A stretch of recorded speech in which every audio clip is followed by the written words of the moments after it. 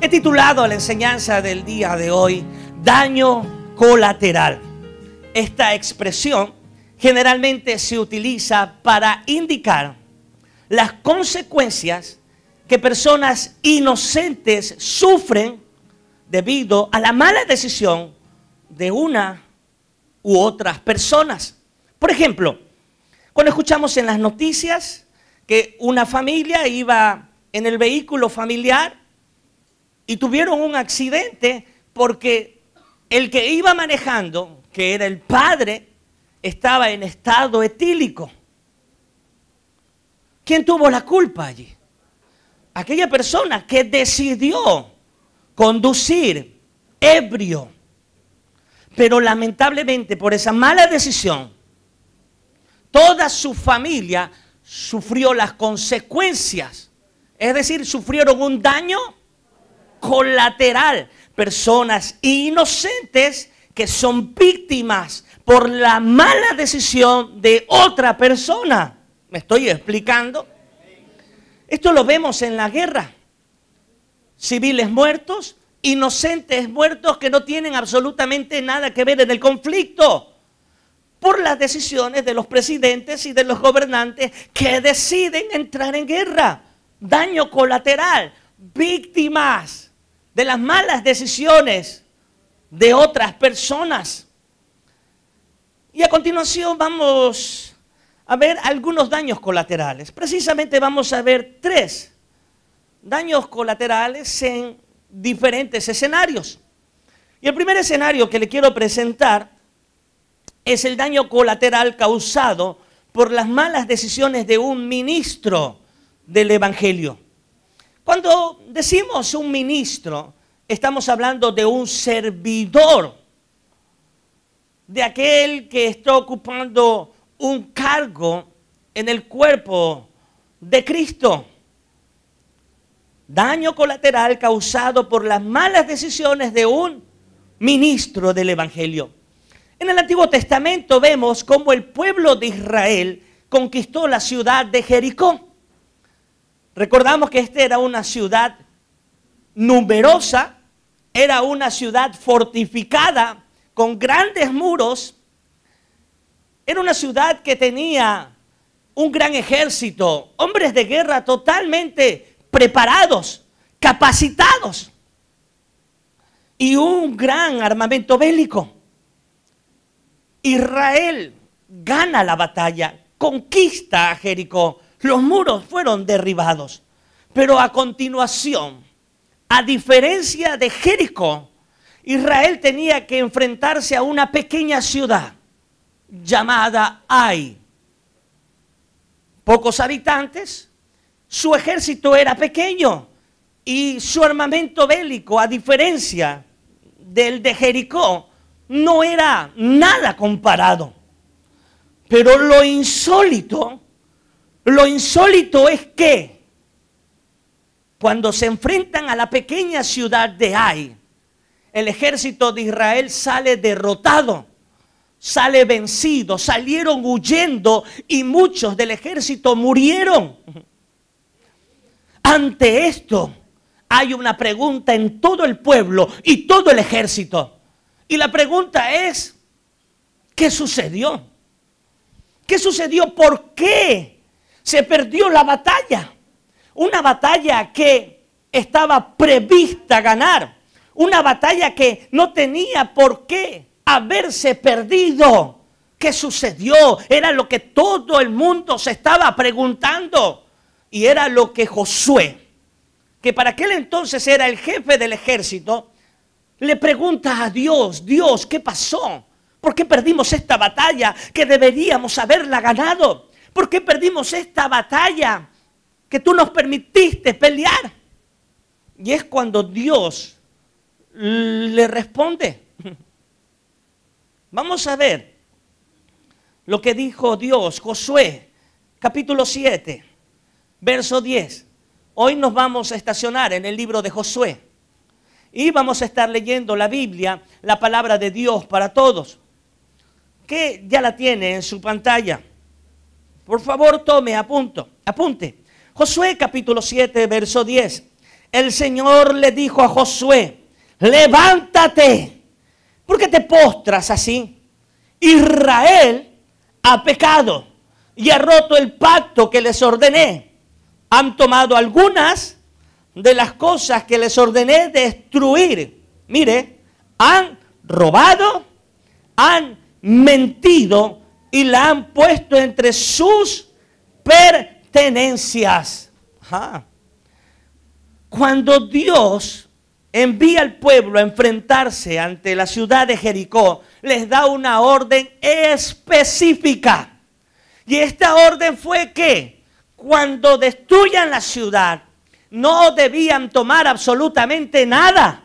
No podían quedarse con nada. Debían destruirlo todo. Pero ahora Dios está diciendo que la causa por la cual se perdió la batalla era porque habían desobedecido su orden. Él había dicho, no tomen nada, no se queden con nada. Pero al parecer había alguien, escúcheme, había alguien dentro del ejército que había desobedecido la orden de Dios. Y este era el motivo por el cual habían perdido la batalla. Por un hombre. Todo el ejército perdió la batalla. Por un hombre. Ya se sabía el motivo. Ya estaba claro el motivo. Pero ahora, ¿cuál era la otra pregunta? ¿Quién es el culpable? ¿Quién es aquel que desobedeció? ¿Quién es aquel que tomó de lo cual no debía haber tomado? Era la pregunta de Josué, era la pregunta del pueblo. Dios lo sabía, Él lo sabe todo. Para Él no hay nada oculto. Para Él no hay nada oculto, iglesia. ¿Quién era el culpable? Su nombre era Acán. Acán, un hombre que pertenecía a la tribu de Judá. Él había tomado del anatema. Cuando decimos anatema, quiere decir había tomado de aquello que estaba consagrado para la destrucción. De aquello que estaba destinado para ser destruido. Sigamos leyendo. Capítulo 7, verso 20. Josué le pregunta a Acán qué es lo que había hecho. Y vamos a ver la respuesta de Acán. Entonces Acán contestó a Josué, es verdad, he pecado contra el Señor, el Dios de Israel. Esto fue lo que hice. Entre las cosas que capturamos, vi un bello manto de Babilonia, 200 monedas de plata y una barra de oro que pesaba más de medio kilo. ¿Qué dice a continuación? La verdad es que me gustaron. Así que las tomé y las enterré debajo de mi carpa.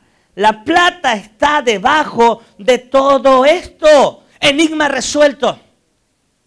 Ya sabemos el motivo. Ya sabían el motivo y ya sabían quién era el culpable. El culpable era Acán.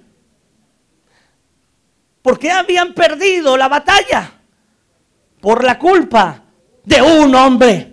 ¿Por qué habían perdido la batalla? Por el pecado de un hombre. ¿Usted lo puede creer? Por uno. Y es exactamente lo que ocurre, amada iglesia. Es exactamente lo que ocurre cuando un ministro del evangelio desobedece la palabra del Señor. Cuando un ministro del evangelio decide tomar una mala decisión, decide pecar.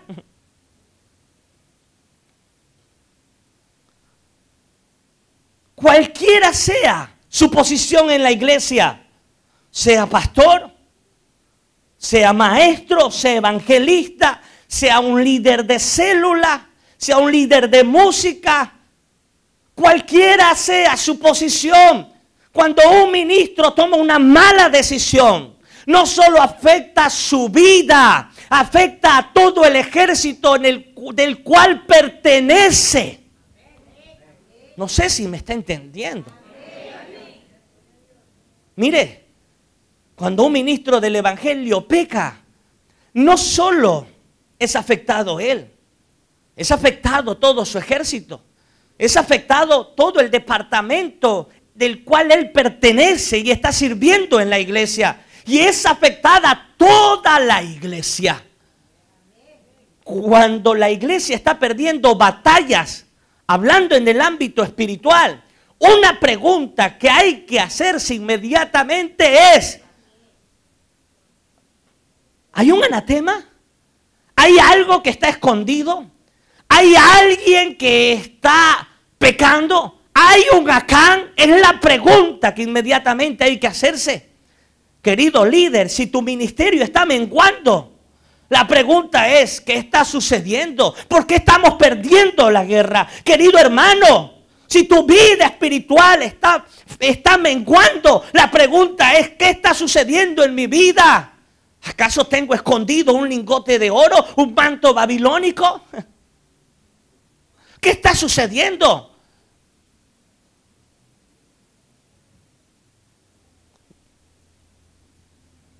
Cuando un pastor de una iglesia peca, toma la decisión de pecar, las consecuencias son muy grandes. Y es que todo pastor tiene una gran responsabilidad sobre sus hombros. Y es que quiera o no, es un ejemplo de vida para sus ovejas y para la iglesia que pastorea. Y aunque nosotros les enseñamos a no poner su mirada en el hombre, sino en Dios, aunque constantemente le estamos enseñando: no ponga su mirada en el hombre. Yo lo hago constantemente y le digo: iglesia, no ponga su mirada en mí, póngala en Dios. Pero aún así, algo inevitable es que siempre un pastor, un ministro del evangelio va a ser un estándar de vida para sus ovejas. ¿Por qué? Sencillamente porque es su pastor. Y la pregunta es: ¿qué sucede cuando un pastor falla? ¿Qué sucede cuando un pastor toma la decisión de Acán?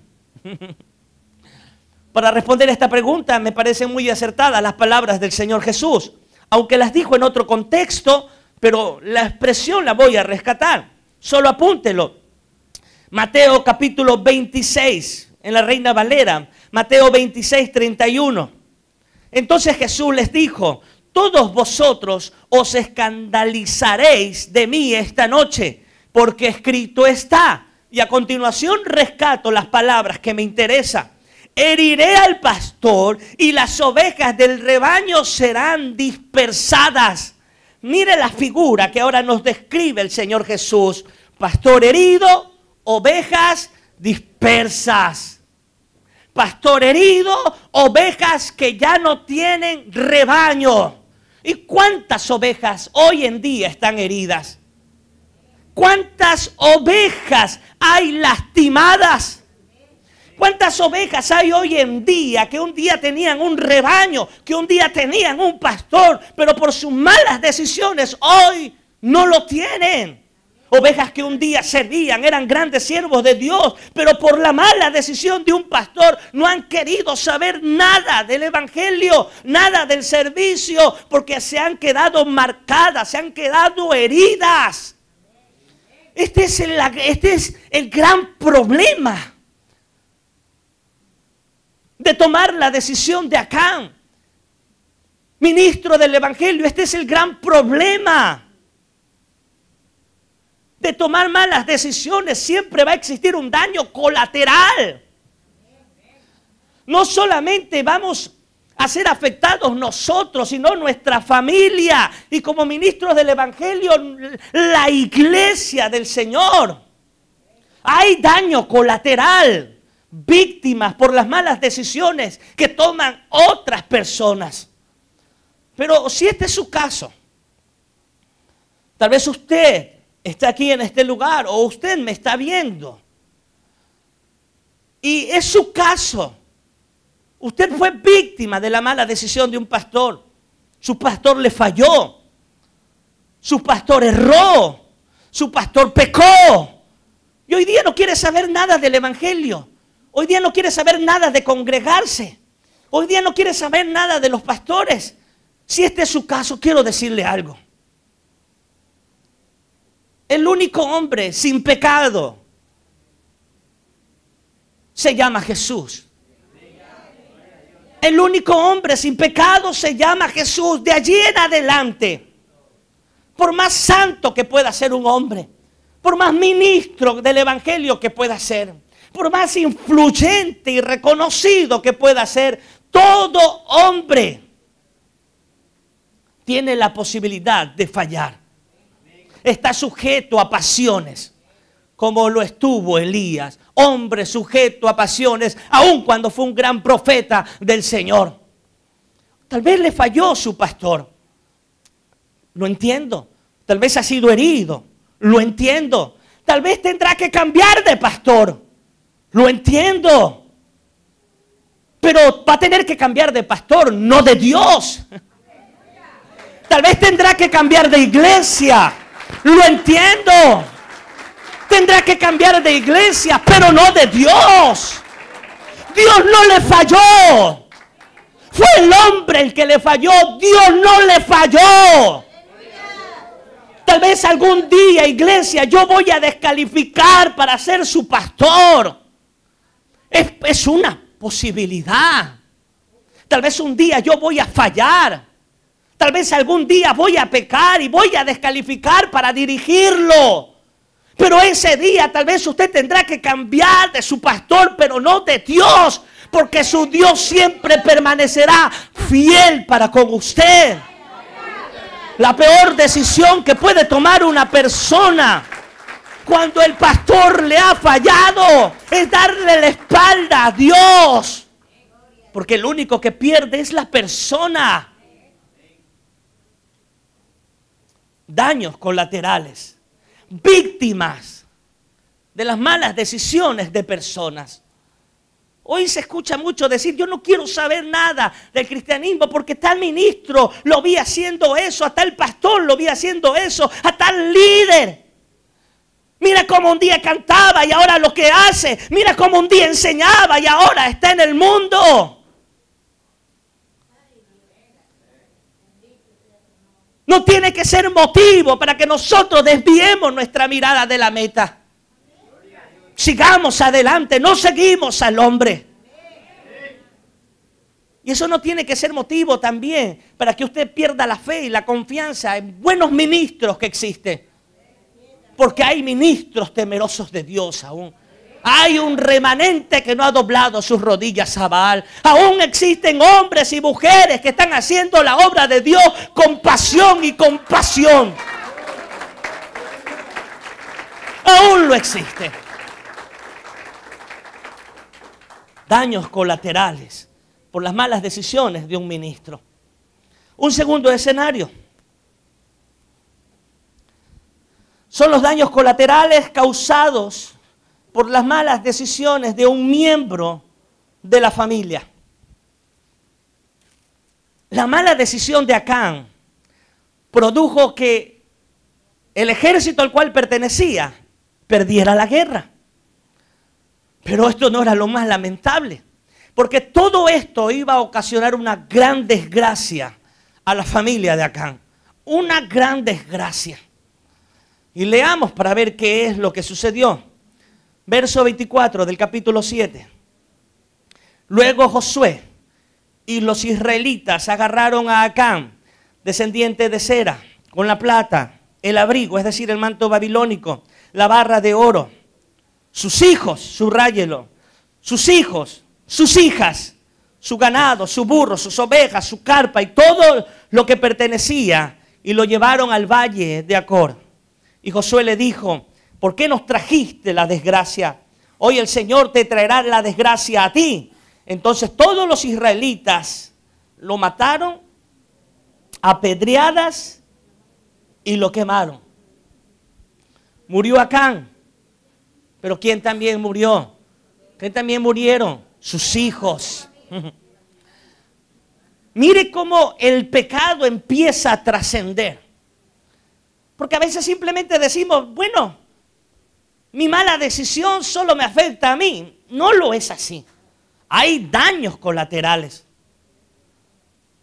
No solo es tu vida, no solo es la iglesia, es tu familia, son los tuyos, los afectados, los que se convierten en víctimas de nuestras malas decisiones. Murieron los hijos de Acán. Ahora alguien me podría decir, pastor, pero ¿no es injusto? ¿No es injusto que mueran los hijos por el pecado del padre? Y necesito hacer una aclaración aquí para entender contextual y doctrinalmente lo que sucedió en este punto. En la ley de Moisés leemos, vayamos a Deuteronomio 24:16. Deuteronomio 24:16. Los padres no deben ser condenados a muerte por causa de sus hijos. Y los hijos no podrán ser condenados a muerte por causa de sus padres. Cada cual morirá por su propio pecado. Esa era la ley de Moisés, Deuteronomio 24:16. Incluso Ezequiel 18 también nos dice, el alma que pecare, esa morirá. Queriendo decir que cada uno es responsable por sus actos. Ahora, leímos la ley de Moisés y Acán y su familia vivían en tiempos de la ley mosaica. ¿Qué quiere decir esto? Que si sus hijos fueron condenados a muerte, es porque se descubrió y se llegó a la conclusión de que ellos fueron partícipes del pecado de su padre. Si me estoy explicando, digan gloria a Dios. Fueron partícipes del pecado de sus padres y por esta razón ellos, al igual que Acán, tuvieron que morir. Entonces alguien me podrá decir, pastor, entonces aquí no hay un daño colateral. No hay un daño colateral porque aquí no hay inocentes. Bajo este cuadro y bajo esta posibilidad, los hijos también fueron culpables. Bueno, sí, es verdad.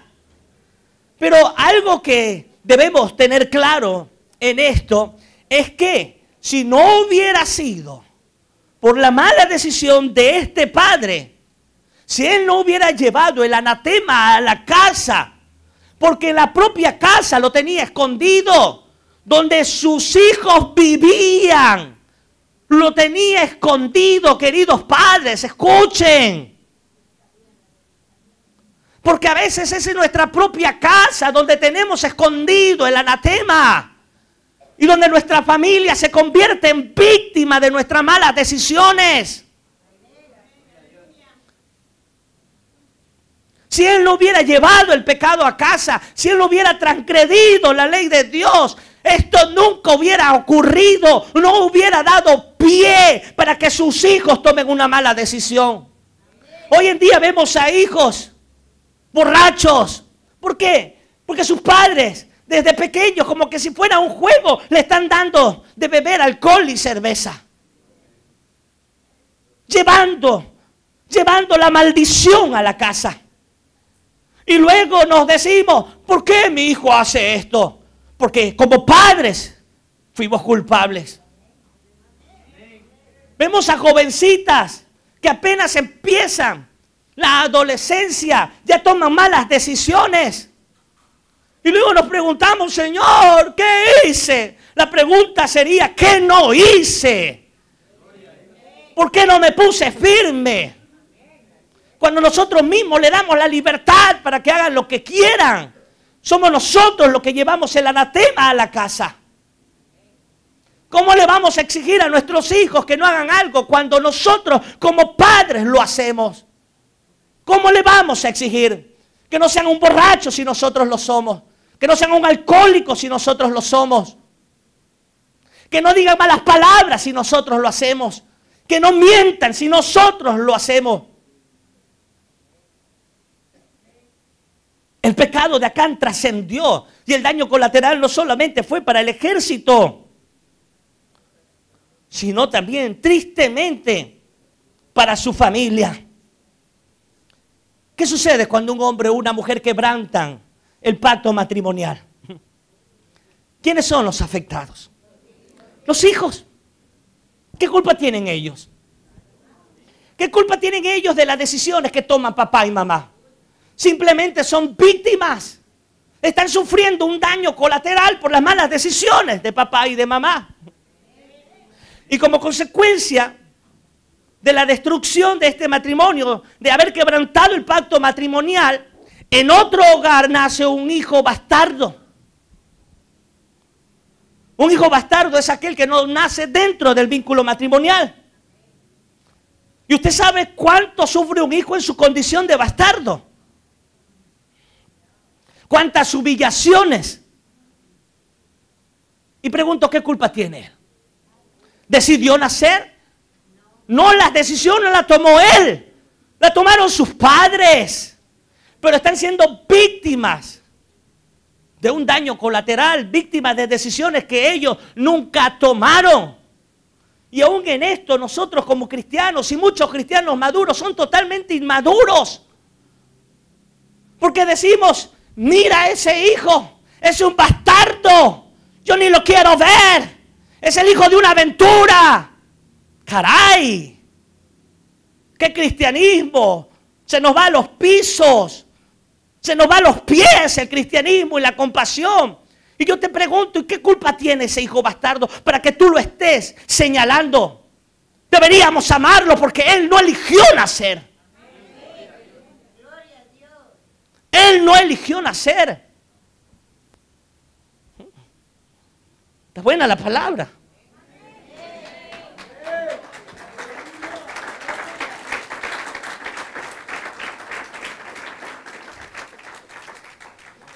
Quiero dirigirme a dos tipos de hijos, cualquiera sea la edad que ahora tengan, cualquiera sea su edad.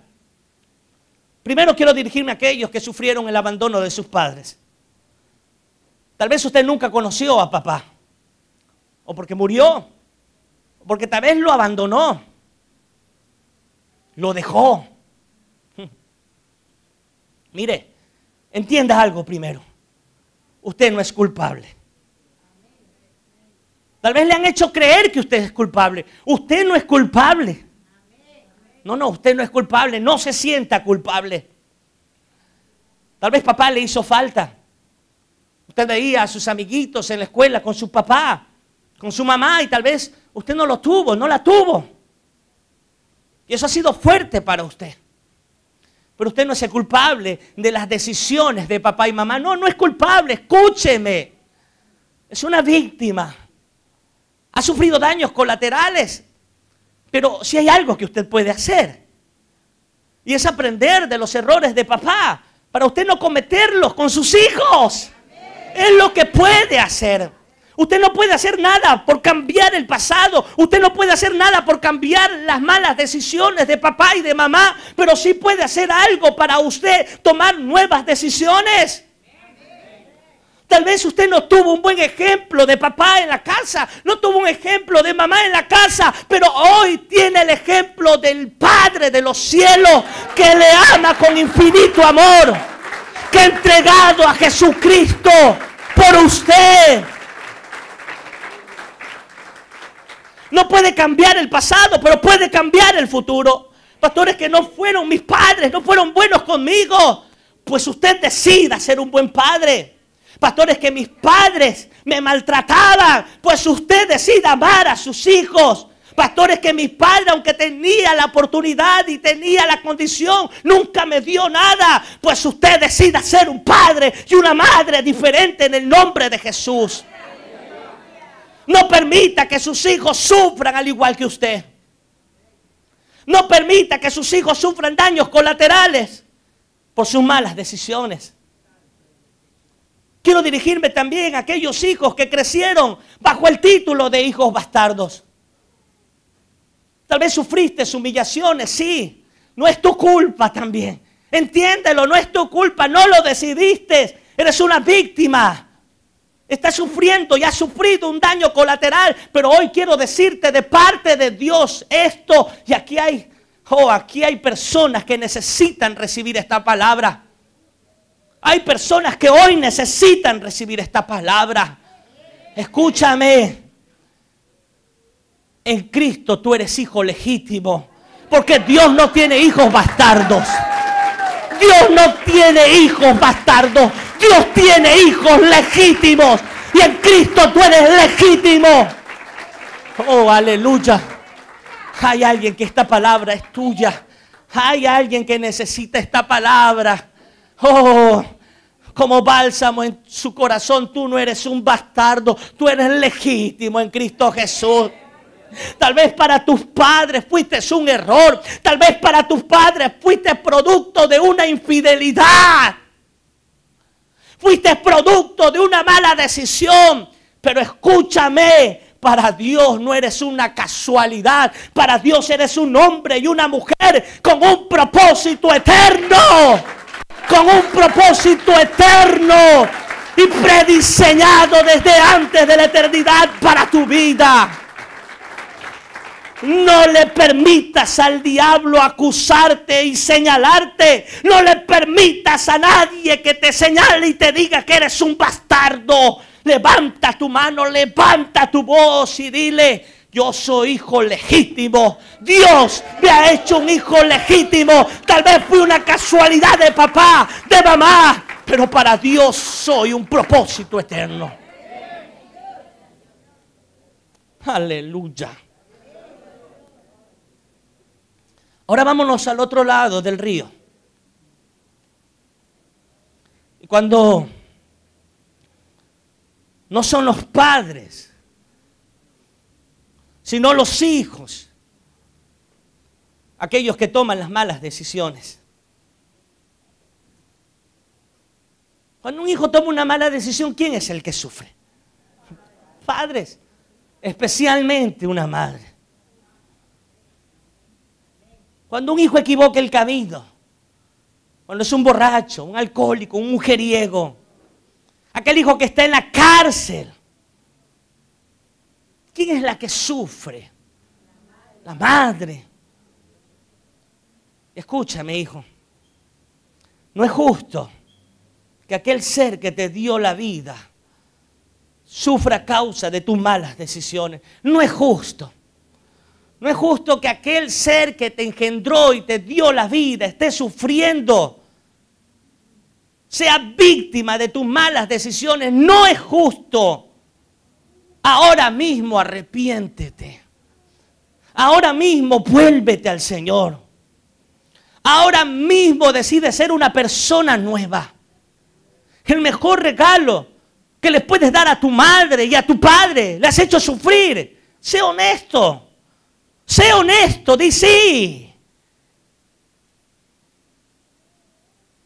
Porque el Señor quiere personas que reconozcan su pecado y se aparten de sus malos caminos. Has hecho sufrir a tus padres, cualquiera sea la edad que tienes. Aún tienes vida, aún tienes oportunidad para volverte al camino correcto. ¿Cuál es el mejor regalo que le puedes dar a papá y a mamá? Entrégale tu vida a Cristo. Entrégale tu vida a Cristo. Arrepiéntete de tus pecados, hijos, cualquiera sea la edad que tienes. Tal vez ya eres un hombre hecho y derecho, un hombre con familia y hasta hoy día has hecho sufrir a tus padres. Hoy llámalos. Hoy dile: papá, mamá, quiero darte un regalo. Quiero darte la mejor noticia del mundo. Ya no soy el mismo. Le he entregado mi vida a Cristo. Soy un hombre nuevo, soy una mujer nueva. Dale el mejor regalo a tus padres hoy. Ya no permita que ellos sean víctimas de tus malas decisiones. Ya no lo permitas. Daños colaterales. Víctimas de malas decisiones. Y el último escenario que veremos hoy día es el daño colateral causado por las malas decisiones de un cristiano. ¿Cuántos somos cristianos aquí? Aleluya. Entonces esto es para nosotros. Dije que entonces esto es para nosotros. Escuche lo siguiente. Cuando el ejército de Israel sucumbió ante la ciudad de Ai, hubo un asunto que le preocupaba en gran manera a Josué como jefe del ejército de Israel. Pero escuche, lo que le preocupaba a Josué era algo mucho más relevante que haber perdido la guerra. ¿Me está entendiendo? Ahora, ¿qué puede ser más relevante en ese momento? ¿Qué puede ser más relevante que haber perdido la guerra? ¿Qué le puede preocupar más al jefe del ejército? ¿Qué le puede ocupar más su cabeza? ¿Qué le puede preocupar más que haber perdido la guerra? Vamos a verlo. Verso 8 y 9. Señor, ¿qué puedo decir ahora que Israel ha sido vencido por sus enemigos? Los cananeos y toda la gente que vive en estas tierras se enterarán, nos rodearán y nos matarán a todos. Entonces, subraye, porque aquí está la respuesta. ¿Qué harás? ¿Qué harás para que no se desacredite tu gran nombre? Esta era la preocupación mayor de Josué. No era haber perdido la guerra, sino que el nombre de Jehová sea desacreditado. No era haber perdido la guerra, sino que el nombre de Jehová sea burlado.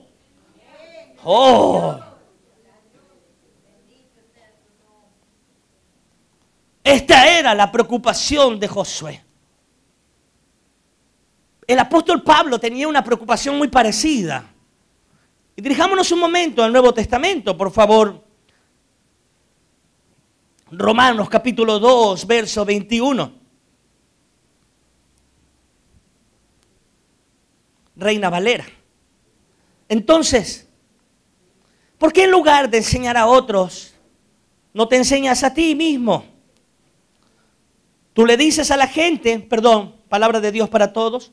Tú le dices a la gente que robar no está bien, pero robas. Verso 22, dices que no se debe cometer adulterio, pero cometes ese pecado.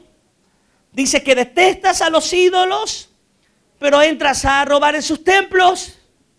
Verso 23, te sientes muy orgulloso de decir que conoces la ley de Dios, pero deshonras a Dios cuando no la cumples. Verso 24, así dicen las Escrituras, por culpa de ustedes los judíos, los que no son judíos hablan mal de Dios. ¿Sabe cuál era la preocupación de Pablo?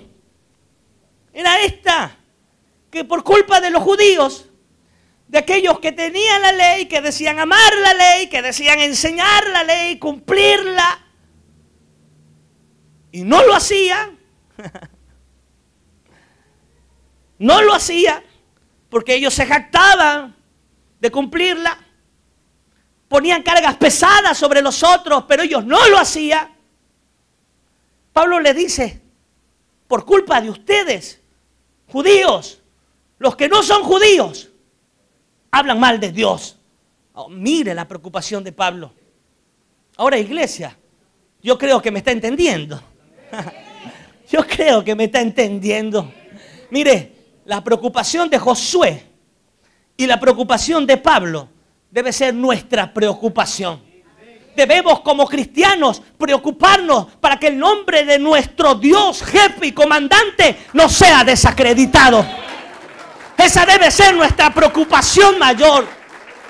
Que el nombre de mi Dios no sea desacreditado por mi mal testimonio. Que el nombre de mi Dios no sea desacreditado porque digo una cosa y hago otra. por mi falta de integridad, por mi falta de santidad, por mi doble vida. Esa debe ser nuestra preocupación. Nuestra preocupación debe ser que aquellos que no son cristianos hablen mal de Dios por culpa de aquellos que dicen ser cristianos. Esa debe ser nuestra preocupación. ¿Sabe? Hoy en día muchos no quieren saber nada del cristianismo debido al mal testimonio y ejemplo de vida que damos nosotros. Porque nos ufanamos de venir a una iglesia. Tenemos la Biblia más grande. Tenemos saludos especiales. Dios le bendiga. Y está bien que usted diga Dios le bendiga. Pero ¿de qué le sirve decir Dios le bendiga si no está viviendo una vida en santidad? ¿De qué le sirve tener una Biblia de 2 metros de largo por 1 de ancho si no está viviendo una vida en santidad? ¿De qué le sirve venirse a golpear el pecho acá a la iglesia si en la casa golpea a su mujer?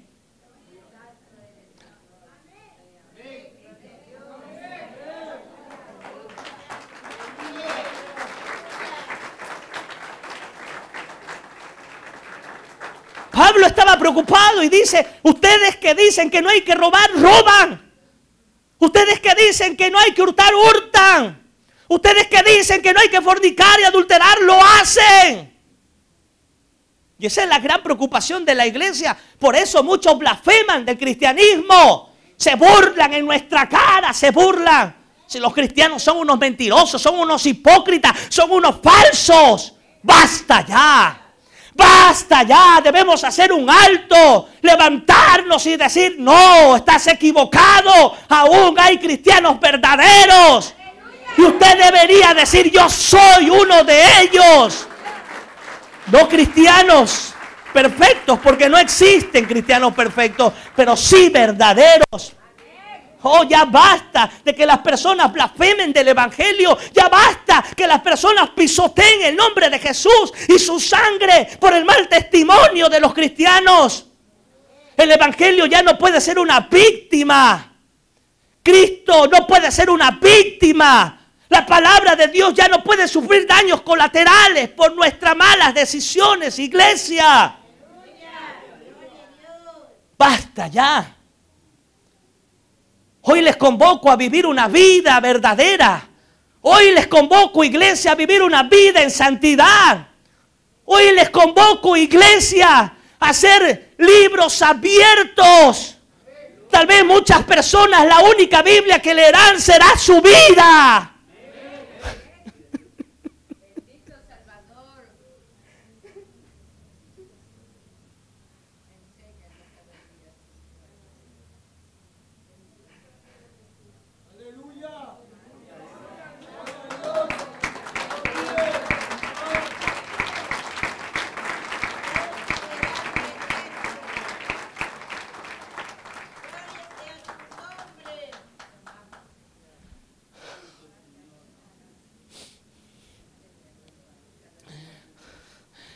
Iglesia,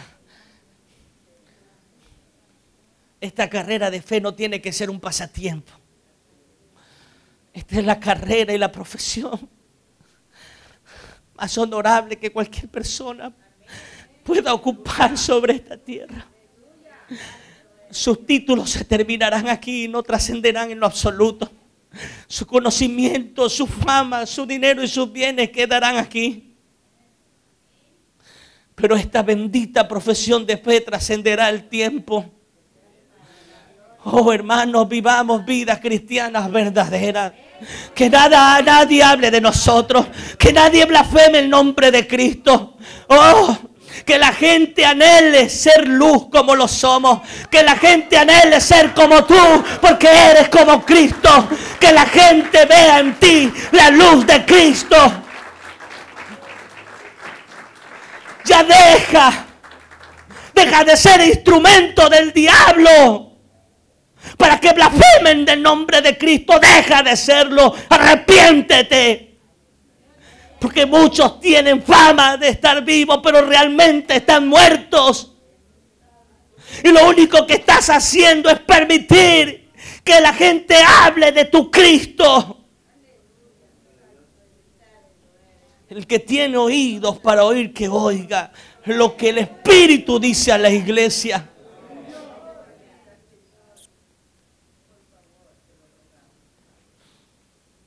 Es que lo vi aquí, es que lo vi allá en eso. Y él es hermanito, ¿y cómo así?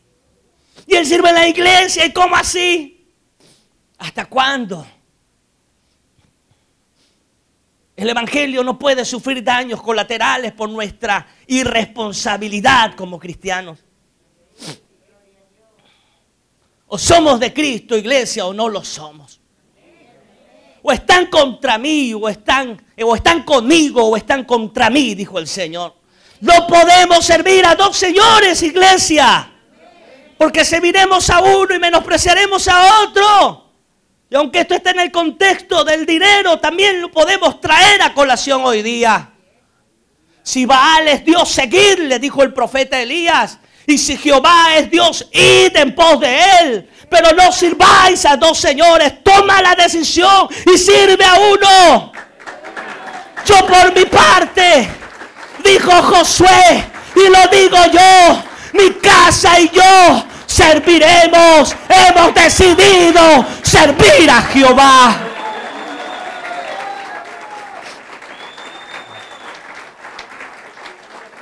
Es la decisión que debemos tomar. No podemos ser cristianos a medias tintas. Debemos ser completos y cabales en nuestra profesión de fe. Que jamás el nombre de Cristo sea blasfemado por tu causa. Jamás. No lo permitas. No lo permitas. Sé un buen embajador de Cristo. Aleluya. Hasta este momento hemos visto cómo las decisiones, malas decisiones, de ministros del evangelio, de cristianos,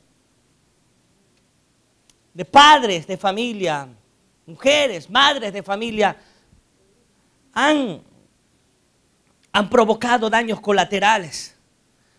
Pero voy concluyendo y necesito decirle que así como nuestras malas decisiones provocan daños colaterales, nuestras buenas decisiones provocan bendiciones colaterales.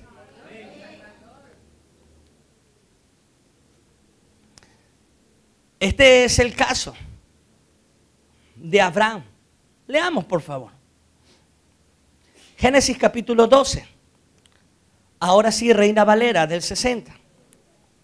Génesis capítulo 12, verso 1.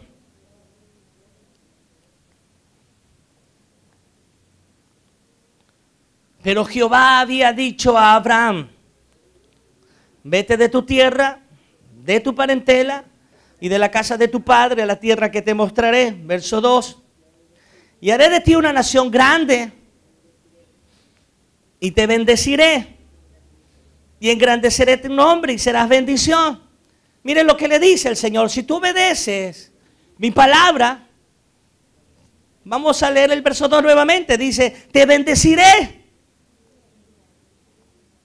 No solo te bendeciré, sino es que engrandeceré tu nombre. ¿Y qué dice? Serás, si se da cuenta, bendición colateral.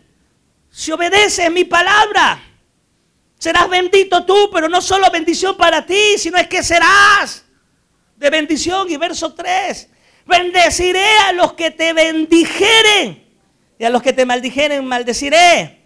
Y será benditas en ti toda la familia de la tierra. Diga conmigo, bendición colateral. Serán benditas en ti todas las familias de la tierra. Y escúcheme, Abraham tenía dos opciones: obedecer o desobedecer. Daños colaterales o bendiciones colaterales. Decidió obedecer su palabra, la palabra de Dios. Y estas bendiciones, como dice el verso 3, serán benditas en ti todas las familias de la tierra. ¿Y sabe hasta dónde ha llegado esta bendición colateral? Hasta nosotros. Porque nosotros por la fe en Cristo somos hijos de Abraham. Y somos benditos en el Dios de Israel por la obediencia de un hombre. Hasta hoy esa bendición nos ha alcanzado. Y la pregunta es, ¿cuál es la decisión que vamos a tomar? ¿Ser portadores de daños colaterales para nuestras vidas, para los nuestros, para nuestras generaciones? ¿O ser causantes de bendiciones que beneficien no solo mi vida, sino el ministerio, la iglesia, mi familia, mis generaciones? ¿Qué es lo que decidimos?